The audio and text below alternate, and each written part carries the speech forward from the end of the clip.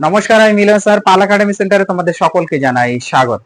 আজকে তোমাদের সাথে আমি আলোচনা করব, তোমরা যদি একটু খেয়াল করো তাহলে দেখতে পাবে আরআরবি এনটিপিসি 2025-এ তোমাদের 14ই আগস্টের ফার্স্ট শিফটের যে কোশ্চেনগুলি আমার হাতে এসেছে তার প্রত্যেকটি কোশ্চেন নিয়ে আজকের এই ক্লাসটিতে তোমাদের সাথে আমি আলোচনা করতে চলেছি। তাহলে চলো আর সময় নষ্ট করব না, আমরা সরাসরি দেখে নিই যে কোশ্চেনগুলি অ্যাকচুয়ালি কি ছিল, কোন কোশ্চেনগুলি এসেছিল।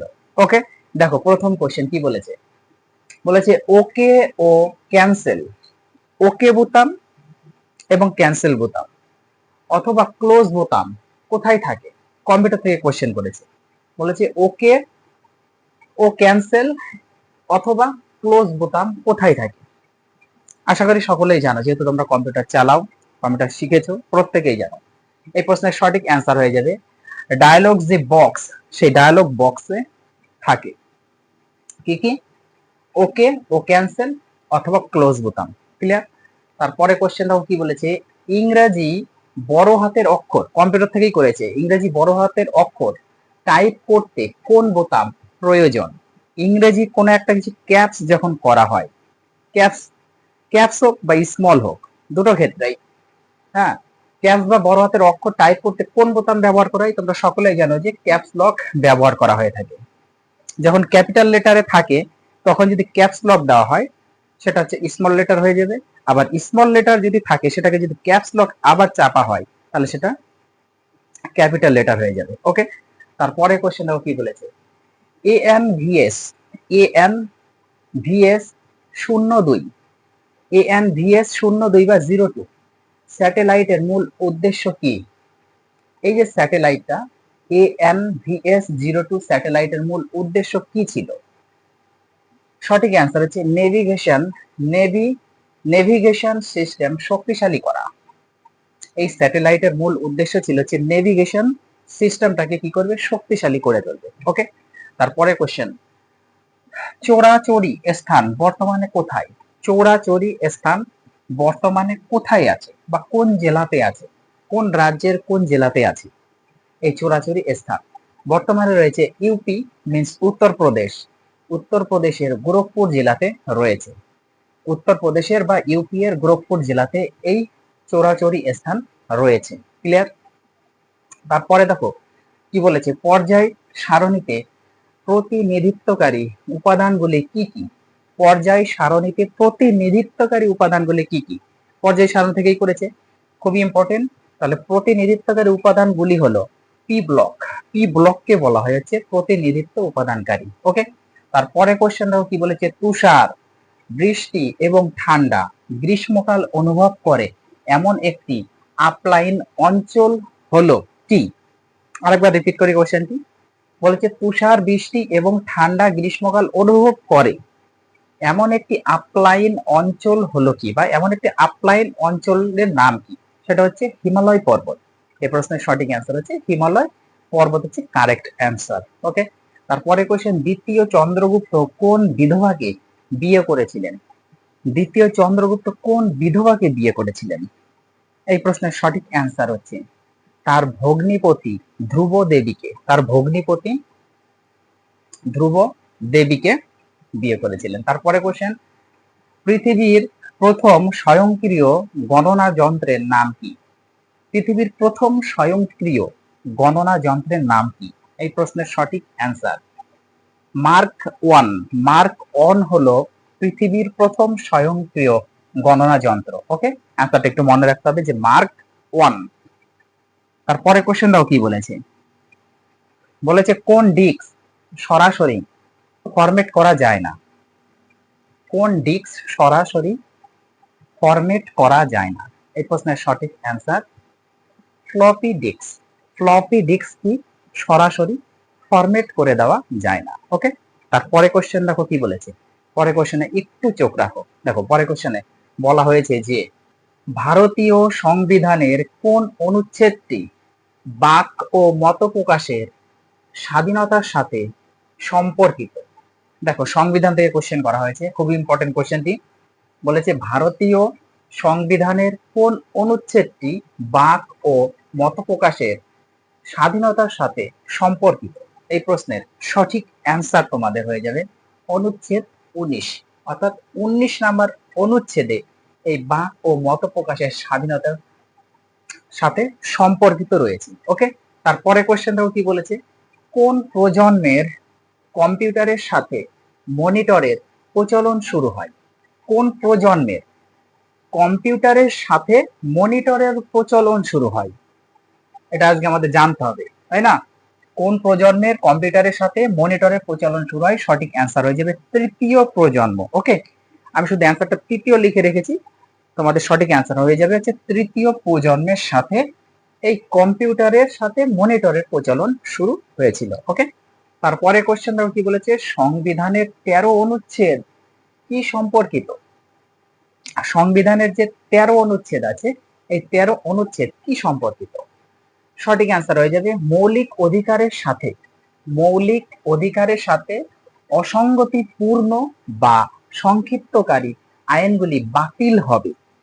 কি বললো, যে সংবিধানের 13 অনুচ্ছেদে বলা হয়েছে বা সম্পর্কিত রয়েছে মৌলিক অধিকারের সাথে অসঙ্গতিপূর্ণ বা সংক্ষিপ্তকারী আইনগুলি বাতিল হবে। ওকে, তারপরে কোশ্চেন দেখো কি বলেছে, তপশিলি জাতি ও উপজাতির জন্য সংরক্ষিত আসন রয়েছে সংবিধানের কততম সংশোধনী আইনে?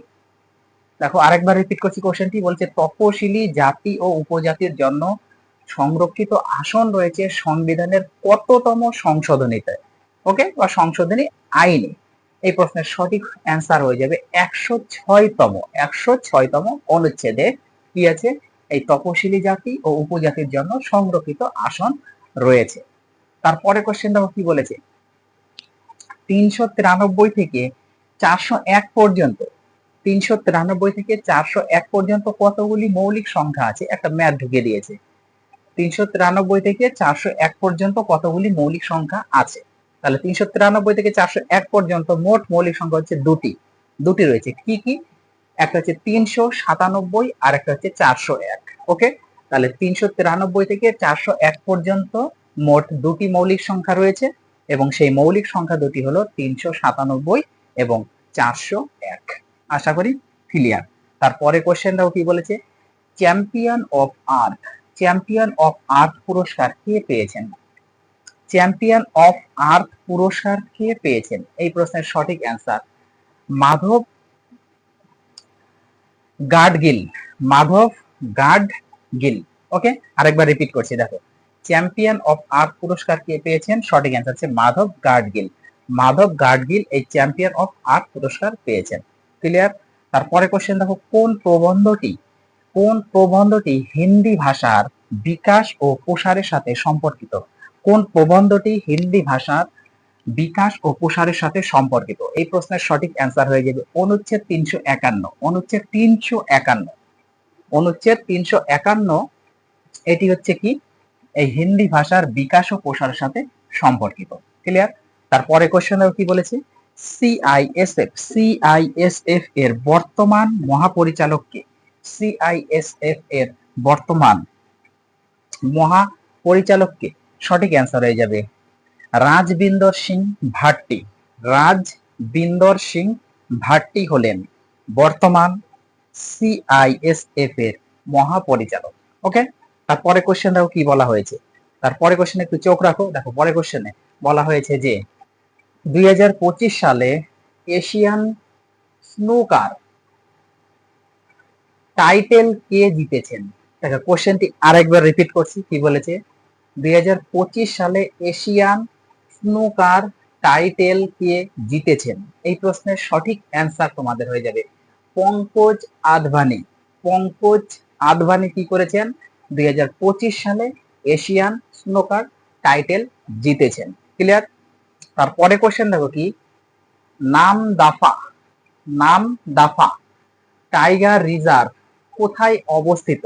নামদাফা টাইগার রিজার্ভ কোথায় অবস্থিত? এই প্রশ্নের সঠিক অ্যান্সার অরুণাচল প্রদেশে নামদাফা টাইগার রিজার্ভ অবস্থিত। ওকে, তারপরে কোশ্চেন, গ্রীষ্মমণ্ডলীয় চিরহরিৎ বন কোথায়? গ্রীষ্মমণ্ডলীয় চিরহরিৎ বন কোথায়? এই প্রশ্নের সঠিক অ্যান্সার তোমাদের আন্দামান ও নিকোবর দ্বীপপুঞ্জে রয়েছে এই গ্রীষ্ম মন্ডলীয় চিরহরিৎ বন। ওকে, তারপরে কোশ্চেন দেখো কি বলেছে, ভারতের উত্তরাঞ্চলীয় সমভূমি অন্য কোন নামে পরিচিত? ভারতের উত্তরাঞ্চলীয় সমভূমি অন্য কোন নামে পরিচিত? এই প্রশ্নের সঠিক অ্যান্সার তোমাদের হয়ে যাবে সিন্ধু গঙ্গা। সিন্ধু গঙ্গা সমভূমি বা উত্তর ভারতীয় নদী সমভূমি। দেখো আরেকবার রিপিট করছি কোশ্চেনটি, কি বলেছে, ভারতের উত্তরাঞ্চলীয় সমভূমি অন্য কোন নামে পরিচিত বা পরিচিতি? সঠিক অ্যান্সার সিন্ধু গঙ্গা সমভূমি বা উত্তর ভারতীয় নদী সমভূমি নামে পরিচিত। ক্লিয়ার? তারপরে কোশ্চেন দেখো, পুলিৎজার পুরস্কার সম্পর্কিত হলো। পুলিৎজার পুরস্কার অ্যাকচুয়ালি কিসে দেওয়া হয়? এই পুলিৎজার পুরস্কার কিসে দেওয়া হয়? সঠিক অ্যান্সার সঙ্গীত ও সাহিত্য। সঙ্গীত ও সাহিত্যে এই পুলিৎজার পুরস্কার দেওয়া হয়। ওকে, বা পুলিৎজার পুরস্কার সম্পর্কিত রয়েছে সঙ্গীত ও সাহিত্যের সাথে। ক্লিয়ার? তারপরে কোশ্চেন দেখো, গ্রামীণ এলাকার মানুষকে দক্ষতা প্রশিক্ষণ দিয়ে কর্মসংস্থান প্রদানকারী প্রধান প্রকল্প হলো। আরেকবার রিপিট করি, কি বলেছে, গ্রামীণ এলাকার মানুষকে দক্ষতা প্রশিক্ষণ দিয়ে কর্মসংস্থান প্রদানকারী প্রধান প্রকল্পটির নাম কি বা প্রধান প্রকল্পটি হলো? সঠিক অ্যান্সার দীনদয়াল উপাধ্যায় গ্রামীণ কৌশল যোজনা।